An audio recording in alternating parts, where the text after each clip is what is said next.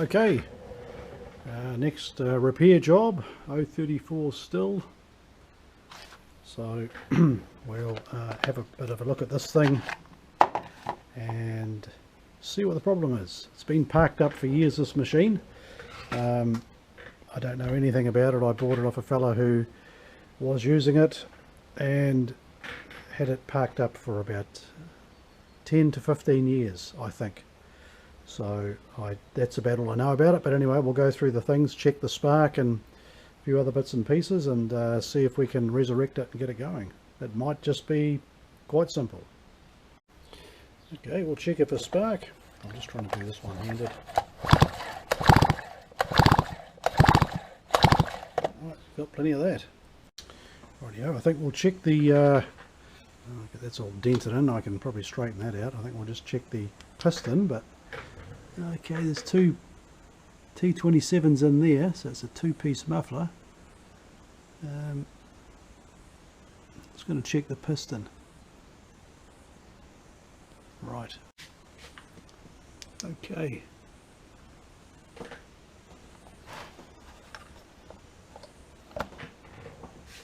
Let's see if we can see in there, right? There's a bit of marking, but not bad. And it's still got oil in the piston, which is quite amazing.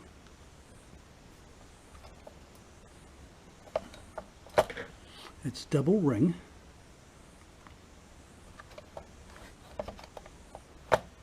It's a double ring piston, which is a good thing. I don't know what size these are.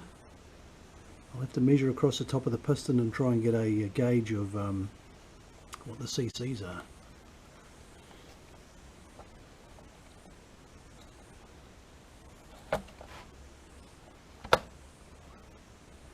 Not too much carb, a bit dirty, but I'll clean that up. Yeah, looking good. Good so far. Right, so I'll clean that up, put it back together. It does have a bit of compression, not a great deal, but then it has been sat for a long time as well. I'll clean that port out there, give that a good clean out, get rid of all this muck as well, and that leads me to believe there might be a carburetor issue or an inlet boot. Probably the best thing with that.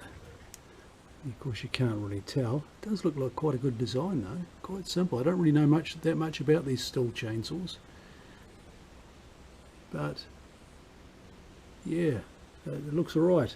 I quite like that system there. That looks quite good.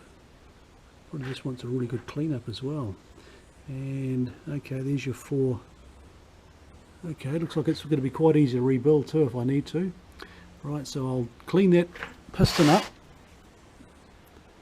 clean all around there, that exhaust port, and then we'll move on to the next thing. But fingers crossed, she's looking okay.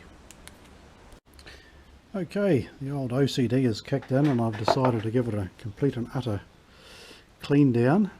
It wasn't too bad, but well, once you start it's hard to stop really, isn't it? Anyway, I have found something that might, I'm not too sure if it's an issue or not. You can see that alright. That's one of the coil wires that goes off to the ignition. So not sure.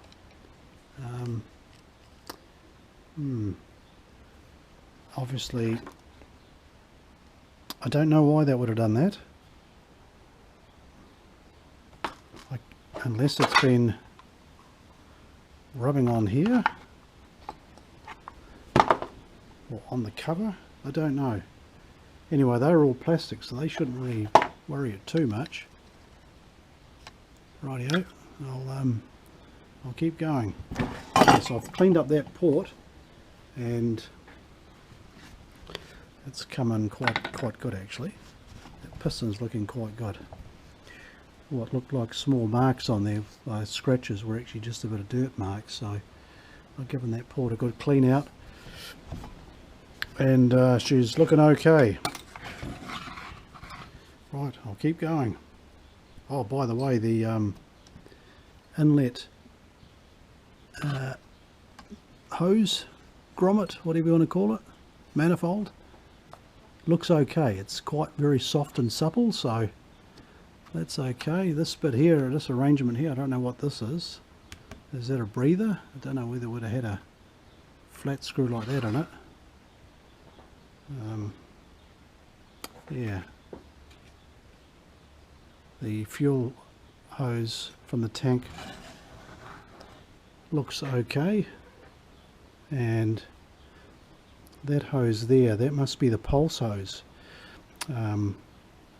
to regulate the pump, and that it's stiff, but it looks okay. That goes to the bottom of the crankcase. Right, we'll keep going. Okay, I'm got it all bolted back together. Everything's looking pretty good. So I've just got to run it. I'll put some fuel in it,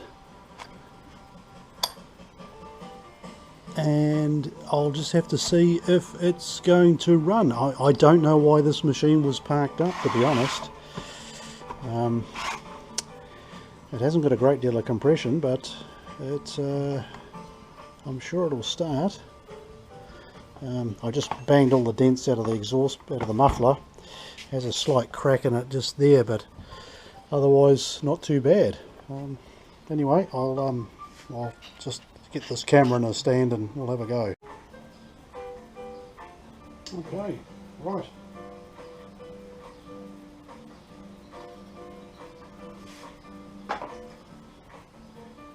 Try and give it a bit of a start. I don't know where the bloody stop is on this thing. I think that's it there. Must be the choke.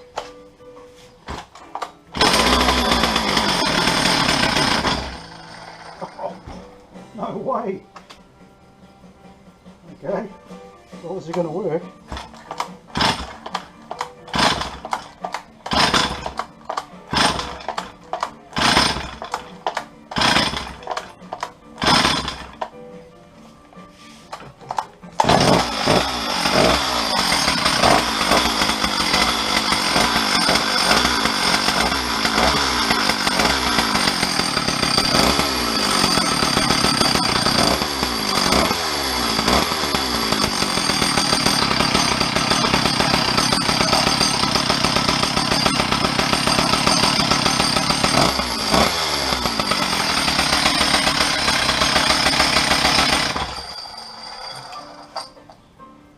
And the oiler works, so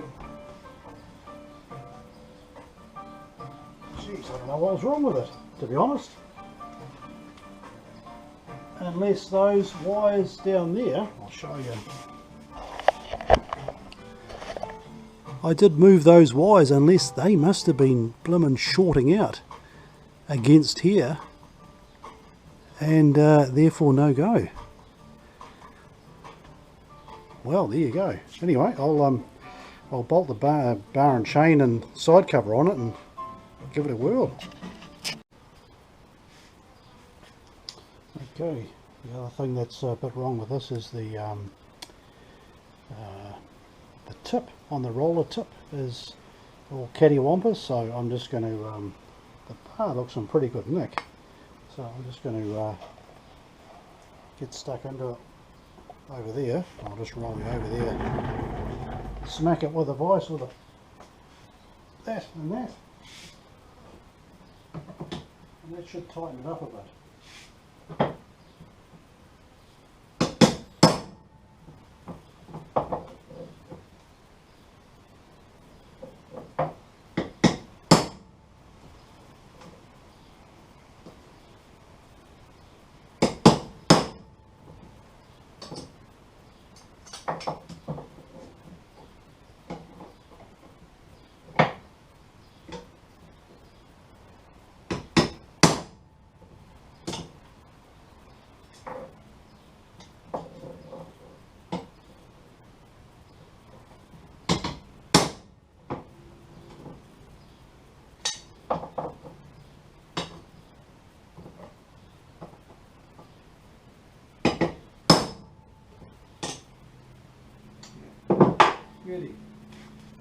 might do is I just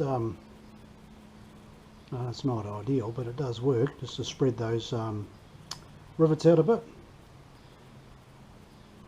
until I can come up with a new one. Right, we'll carry on. Okay, she's all back together now. Tighten up, bar and chain on, ready to go. So the only other thing I can think of that's wrong with this thing is that maybe it's got a bit of a crook crank seal or a vacuum leak or something like that. Anyway, we'll start it up, and until I get it into some wood we won't really know.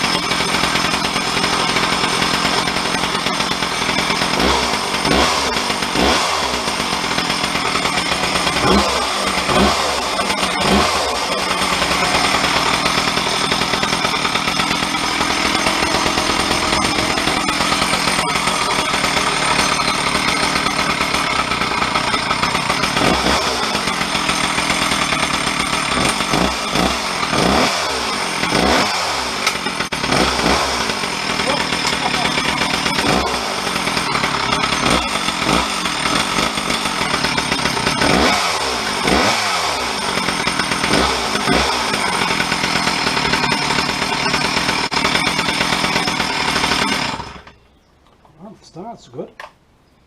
The compression's come right up too.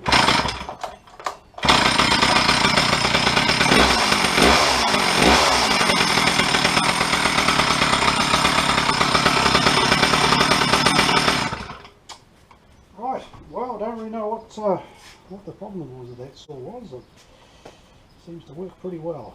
So anyway, I'll get it into some wood and give it a tune up, get it nice and hot and see how it goes. But anyway, there you go. So sometimes you strike it lucky with these old garage sale saws that you find. That didn't have too much wrong with it apart from those exposed wires, which I think were shorting it out against the case. So I've moved those a wee bit and we'll see how it goes.